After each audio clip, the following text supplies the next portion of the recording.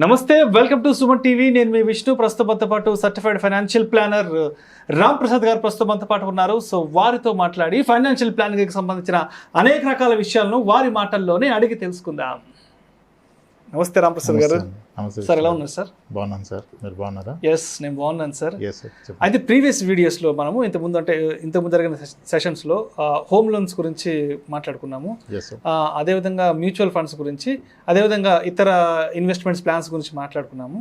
అయితే ఇవాళ నన్ను చాలామంది కింద మన వీడియోస్లో చాలామంది కొన్ని క్వశ్చన్స్ ఇచ్చారు.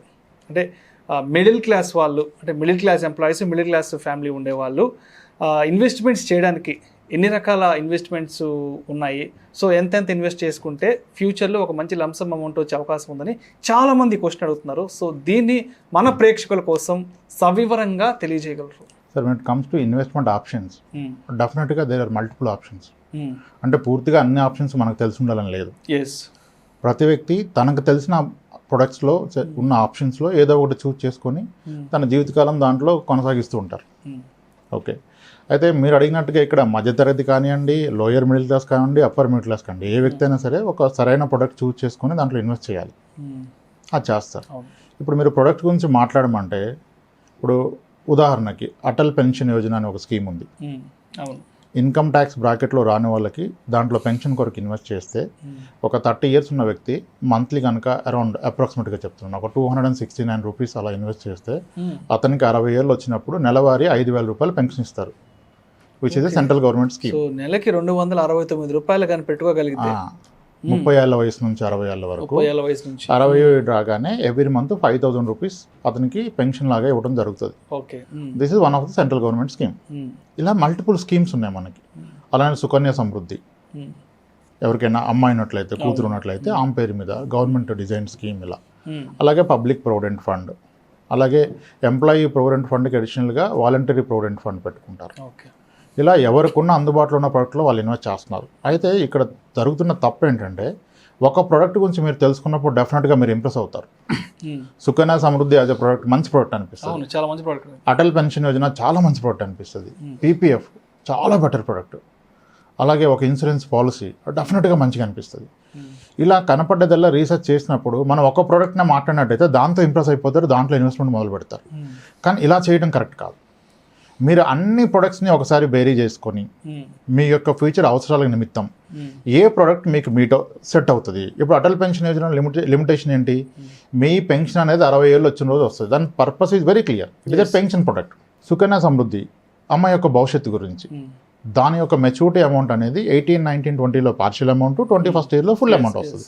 ఇలా ప్రొడక్ట్స్ ఉన్నాయి. కానీ ఒక వ్యక్తి ఇలా ఒక ప్రోడక్ట్ని పెడితే ఇంకో ప్రోడక్ట్ మిస్ అయిపోతాడు. అలా అని ఎన్ని ప్రోడక్ట్స్లో ఎలా పెట్టాలో తెలియదు. శాలరీ పెరిగినప్పుడల్లా కొత్తగా ఇంకో ప్రోడక్ట్ ఉంటే దాంట్లో పెడతారు. ఎందుకంటే అది అతని కుటుంబం మీద అతనికి ఉన్న కమిట్మెంట్.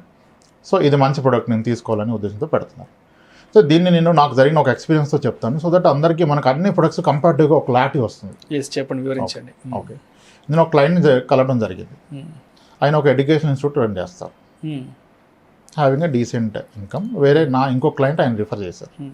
నేను అతని ఆఫీస్కి వెళ్ళి కలుస్తా అన్నారు. సార్ మీరు ఏమనుకోకపోతే ఒకసారి ఇంటికి రాగలరా అన్నారు.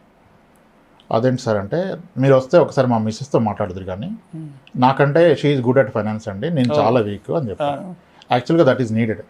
ఫైనాన్షియల్ ప్లానింగ్ ఎప్పుడు వైఫ్ అండ్ హస్బెండ్ని కలిపి చెప్పాలి, అప్పుడే సరైన నిర్ణయం తీసుకుంటారు. ఇప్పుడు హస్బెండ్ నా దగ్గర కన్విన్స్ అయ్యారు అనుకోండి ఒక ప్రోడక్ట్కి, కానీ ఆమె గోల్డ్ స్కీమ్ పెడుతున్నారు అనుకోండి, ఇతను ఆమెను కన్విన్స్ చేయలేరు. సో ఇద్దరికి హెల్ప్ చేస్తే సరైన నిర్ణయం తీసుకుంటారు. ఐ సెడ్ ఓకే సార్ అని అడిగాను. సార్ ఏం చేస్తారండి మేడం, ఏం చేస్తారు? ఎర్లియర్ ఆమె ఫైనాన్స్ సెక్టర్లో పనిచేశారండి, ఒక బ్రోకింగ్ కంపెనీలో. ఓకే, బ్రోకింగ్ అంటే సెక్యూరిటీస్ అంటారు. ఆ కంపెనీ అన్ని ప్రొడక్ట్స్ హ్యాండిల్ చేసింది, స్టాక్స్ హ్యాండిల్ చేసింది, మ్యూచువల్ ఫండ్ చేసింది, గవర్నమెంట్ బాండ్స్, సెక్యూరిటీ అన్ని హ్యాండిల్ చేశారు. సో కాబట్టి ఆమె అయితే సరిగా అర్థం చేసుకుంటారు. సార్ నాకు జీరో నాలెడ్జ్, మీరు ఒకసారి నాకు సాటర్డే రండి, నేను ఆ రోజు కంప్లీట్ డే ఇంట్లో ఉంటాను, మీ టైం అన్నారు. ఆ సెడ్ ఓకే సార్, నేను 2 o'clock వస్తాను, రండి. వెళ్ళి కూర్చున్నాం. సో ఆమె ఫైనాన్షియల్ సెక్టర్లో చేశారు కనుక డెఫినెట్గా ఆమెకు మంచి నాలెడ్జ్ ఉంటుందని నా అభిప్రాయం. సో మేము కూర్చోవడం జరిగింది, ఆయన ఇంట్రడ్యూస్ చేశారు. తర్వాత I was asking her, madam ఏం చూస్తున్నారంటే, she asking me what all products you do. మన దగ్గర services madam me being a financial consultant, let's find out ఈ గోల్స్ అవన్నీ, దాన్ని బట్టి మనం చేద్దామంటే లేదండి నాకు నాలెడ్జ్ ఉంది, I been investing in all the products, యాక్చువల్గా I'm set, everything is full, నాకు ఇక్కడ ఎటువంటి గ్యాప్ లేదు ఇన్వెస్ట్ చేయడానికి ఫర్దర్. కానీ ఇప్పుడు మా హస్బెండ్ తీసుకొచ్చారు కనుక let us complete it shortly.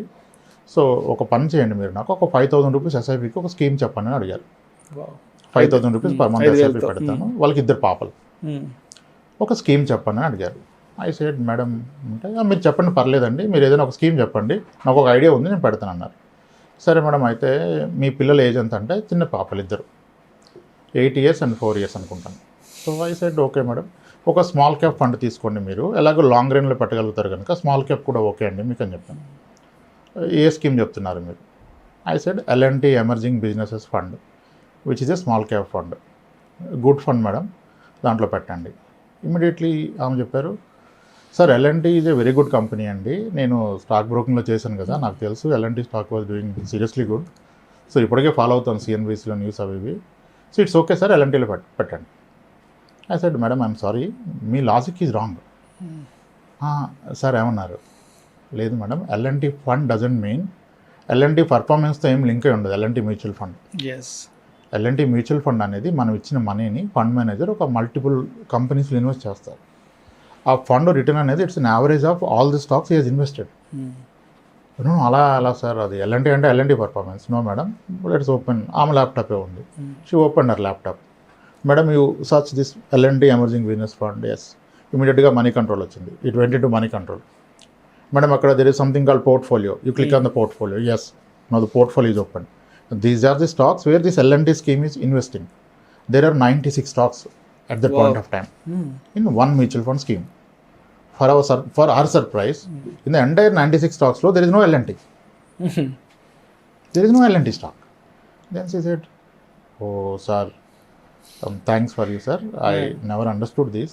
ఇంకా నేను మ్యూచువల్ ఫండ్స్ అమ్మాను కూడా, కానీ ఎందుకో మాకు ఎప్పుడు ఆ టైం దొరకలేదు, వీజ్ టు హ్యాండిల్ క్లయింట్స్ కదా, ప్రొడక్ట్ ట్రెండ్స్ ఏమి ఉండే కావు మాకు, సో అందువల్ల నేను తెలుసుకోలేకపోయాను. గుడ్ దట్ ఈ రోజు అన్న మీరు నాకు you made me realize, so let us go with it sir, good to go, thanks for that. I said madam why do you want to start only 5,000? No అండి, అంతకుమించి నాకు స్కోప్ లేదు. Madam can you do something bigger, something like 20,000-30,000 per month? No sir, we have many commitments and other investments also running. Madam may know what are the other investments you are doing? She said నాకు అమ్మాయిలు ఉన్నారు కదండి, సుకన్య సమృద్ధిలో invest చేస్తున్నాను. How long you been investing? It's been 3 years అండి. Perfect. ఇంకా madam పీపీఎఫ్లో invest చేస్తున్నాను. Excellent madam. ఇంకేం చేస్తున్నారు? పోస్ట్ ఆఫీస్లో రికరింగ్ డిపాజిట్ పే చేస్తున్నాను. Good madam. ఇంకేం చేస్తున్నారు? 1 lakh ఇన్సూరెన్స్ పాలసీలు 3 పాలసీస్ పే చేస్తాం సార్ పర్ ఇయర్. 1 lakhకి 3 పే చేస్తారు, 3 కూడా 3 డిఫరెంట్ కంపెనీస్. Perfect madam. మరి మ్యూచువల్ ఫండ్స్ మీరు ఎంతవరకు చేయలేదా? మీరు స్టాక్ బ్రోకింగ్లో చేశారు కదా అంటే, ఎస్ ఐ హ్యావ్ 2 schemes నడుస్తున్నాయండి. ఇట్స్ బీన్ 9 years నేను ఇన్వెస్ట్ చేసి 2 మ్యూచువల్ ఫండ్ స్కీమ్స్లో. ఆ 2 స్కీమ్ల పేర్లు కూడా చెప్పారు. ఒకటి ఫ్రాంక్లిన్ టెంపుల్టన్, ఫ్రాంక్లిన్ ప్రైమో ఫండ్, ఒకటి Reliance mutual fund at the time, ఇప్పుడు నిప్పాన్ అయింది. Good madam. ఇప్పుడు నాకు ఒక విషయం చెప్పండి, ఇన్ని ప్రొడక్ట్స్లో మీరు ఇన్వెస్ట్ చేశారు కదా, అసలు ఏ ప్రొడక్ట్లో ఎంత రిటర్న్ వస్తుందో మీరు చూసారా? మీకు ఐడియా ఉందా? Yes I have very well. Yes ma'am. చెప్పండి పీపీఎఫ్లో ఎంత వస్తుంది మేడం మీకు? At the time it was 7.6, ఇప్పుడు 7.1 ఉంది, తగ్గింది. అరౌండ్ 7.6 వస్తుందండి. Perfect madam. సుకన్య సమృద్ధి ఎంత వస్తుంది మేడం? ఇది కూడా 7.7 వరకు, అప్పుడు ఇప్పుడు 7.6. Perfect madam. ఇంకా అదర్ ఇన్సూరెన్స్లో ఎంత వస్తుంది మేడం మీకు? ఇన్సూరెన్స్లో అలా కాదు కదా సార్, 20 years మనం పాలసీ కడితే డబుల్ ది అమౌంట్ వస్తుందండి. Perfect ma'am. అలా వచ్చినా సరే మీరు రేట్ ఆఫ్ ఇంట్రెస్ట్లో ఒకసారి క్యాలిక్యులేట్ చేయండి కదా. నో అలా చూడలేదు సార్. అలా చేసి చూడండి. మీరు ఏదైనా ప్రోడక్ట్ని మెజర్ చేస్తున్నప్పుడు అది ఇచ్చే రిటర్న్ ఆఫ్ ఇంట్రెస్ట్ని బట్టే దాన్ని మెజర్ చేయండి. అంతేకాని నాకు డబుల్ అయిపోద్ది, ట్రిపుల్ అయిపోద్ది, మంత్లీ 3,000 కడితే 30 yearsలో 1 crore అయిపోతుంది. No, let's not go by that. ప్రతి దాని మెచ్యూరిటీ మీరు లైఫ్లో వాడుకోవాలి కదా. ఇప్పుడు 35 years ఉన్న ఏజ్లో ఉన్న వ్యక్తి 30 years 40 years మంత్లీ 2,000 కట్టి 1 crore అయితే వానికి ఏం లాభం? అతను రిటైర్మెంట్కి పనికి రాకుండా 75 yearsలో 1 crore ఏం చేసుకుంటారు ఆయన? సో ఎప్పుడు ప్రొడక్ట్ కొనద్దు, ఒక సొల్యూషన్ కొనండి. సో ఇప్పుడు మీకు చెప్పిన లైఫ్ ఇన్సూరెన్స్ పాలసీలో ఎంత రిటర్న్ వస్తుంది నాకు ఐడియా లేదు మేడం. అది 4.6 to 5% వస్తుంది, నాట్ బియాండ్ దాట్. అందుకని అది 20 yearsలో డబుల్ అవుతుంది. That I miss out this point sir. Perfect అండి, good. Now you tell me ma'am, మీరు పెట్టిన మ్యూచువల్ ఫండ్లో ఎంత రిటర్న్ వచ్చింది? Very good return sir. ఎంత రిటర్న్ వచ్చింది madam? One scheme has given me 17.25%, another scheme has given around 16.95. Overall it is at 17% annual compounded growth rate. Perfect madam, మంచి scheme. ఇప్పుడు ఒక లాజిక్ చెప్పండి మీరు నాకు. ఇంకోటి post office recurring deposit, that is also trading around 6.75. So ఇప్పుడు ఇన్ని ప్రొడక్ట్స్లో మీకు దేంట్లో హైయెస్ట్ రిటర్న్ వచ్చింది మేడం లాస్ట్ 9 ఇయర్స్లో? Mutual funds. పర్ఫెక్ట్ మేడం, మీరు ఎక్స్పీరియన్స్ అయ్యారు కదా. I need not to prove something to you, మీరే ఎక్స్పీరియన్స్ అయ్యారు. ఇప్పుడు చెప్పండి, మీరు అన్ని ప్రొడక్ట్స్లో పెట్టారు, it's a good plan. But ఏ బేసిస్లో మీరు వెయిటేజ్ ఇచ్చారు? మీరు పీపీఎఫ్లోనేమో ఇయర్లీ 1.5 lakhs పెడతారు, సుకన్య సమృద్ధిలో కూడా 1.5 పెడతారు. పోస్ట్ ఆఫీస్ రికరింగ్ డిపాజిట్లో ఈజ్ ఇన్వెస్టింగ్ 16,000 per month. ఇన్సూరెన్స్లో 3 lakhs per year పెడతారు. ఇవన్నీ కూడా మీకు 7%, 6% ఇస్తున్నాయి. Here is the product which has delivered 18%. మీరు దీన్ని ఇగ్నోర్ చేస్తున్నారు. దేనికి ఎక్కువ వెయిటేజ్ ఇవ్వాలి మీరు?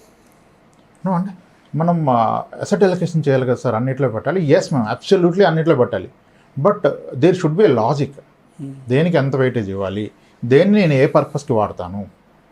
సో అప్పుడు మీరు ఎస్ఐపికి ఎక్కువ పెట్టాలి కదా. మీరు ఇది ప్రూవెన్ ప్రొడక్ట్ కదా. ఇప్పుడు వేరే వాళ్ళకైతే నేను ఎడ్యుకేట్ చేయాలి. You experienced the product returns for the last 9 years. Yes sir, I missed out this point అండి, మీరు చెప్పారు కదా. సరే, let us see, I will try to increase SIP. What do you suggest? I can't suggest anything madam. మీ ఫైనాన్సెస్ని బట్టి మీరు ఇప్పుడు రీబ్యాలెన్స్ చేయండి కదా. దేంట్లో ఎంత వెయిటేజ్ చేయాలో చూసుకోండి. మీకు ఎంత వెసులుబాటు ఉంటే అంత అమౌంట్ ఎస్ఐపికి తెచ్చేసేయండి. ఎందుకంటే the primary thing you need to understand, we are running at an inflation of 7%. Inflation 7% in a simple language, rupee is losing its value by 7% year on year. At the same time, all your investments are making a return which is below 7 or 7. అంటే టెక్నికల్గా ఏం జరుగుతుంది ఇక్కడ? రూపాయి యొక్క విలువ 7% పడిపోతుంది, మీ పెట్టుబడి కూడా 6 or 7 పెరుగుతుంది. టెక్నికల్గా you are not creating any wealth. So తప్పకుండా రిటర్న్ అనేది ఇన్ఫ్లేషన్ కన్నా ఎడిషనల్ ఉండాలి. దాన్నే రియల్ రిటర్న్ అంటారు. మీకు వచ్చిన return minus inflation has to be positive. Inflation ప్రాక్టికల్గా అయితే 7% నడుస్తుంది. సో మీరు అలా చూసి దేనికి ఎంత పెట్టాలో డిసైడ్ చేయండి. Then she said, sir this point I missed out. మీరు అనేది correct, inflation is at 6 as per government also. I understand that. But now it is very difficult sir, because this house where we are now is own house. We do have another house on a loan. That is also bigger house, sir. We have taken 80 lakhs of a home loan. Akkada huge వెళ్ళిపోతుంది. So yes, మీరు చెప్పింది ఇప్పుడు now I am into dilemma. What need to be done? You can't increase your income. That is sure, I agree.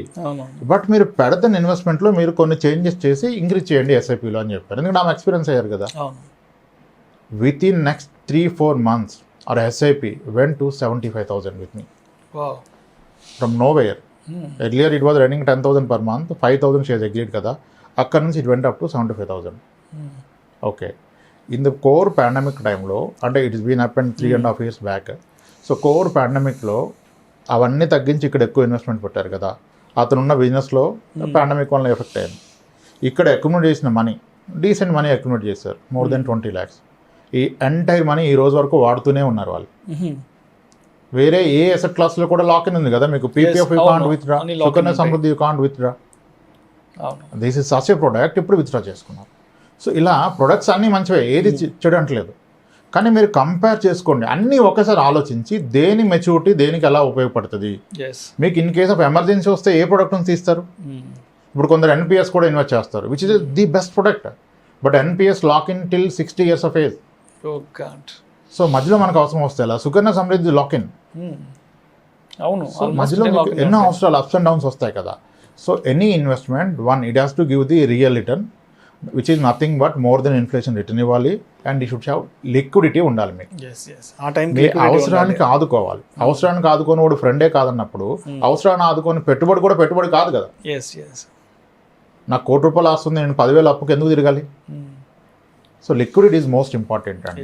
ఇలా అన్ని ప్రొడక్ట్స్ని మీరు బేరీ చేసుకొని ఒక్కొక్క దాని ఫీచర్ చూడండి వరుసగా. దీని రిటర్న్ ఎంత, దీంట్లో ఉన్న రిస్క్ ఎంత, దీని మెచ్యూరిటీ నేను ఏ పర్పస్కి వాడుకుంటాను, అలా తీసుకుంటే రైట్ ప్రొడక్ట్ చూస్ చేసుకుంటారు. అంతేగాని ఈచ్ ప్రొడక్ట్ అలోన్ సపరేట్గా అనలైజ్ చేస్తే everything looks to be good. Sir అలా ప్లానింగ్ చేసుకోవాలి.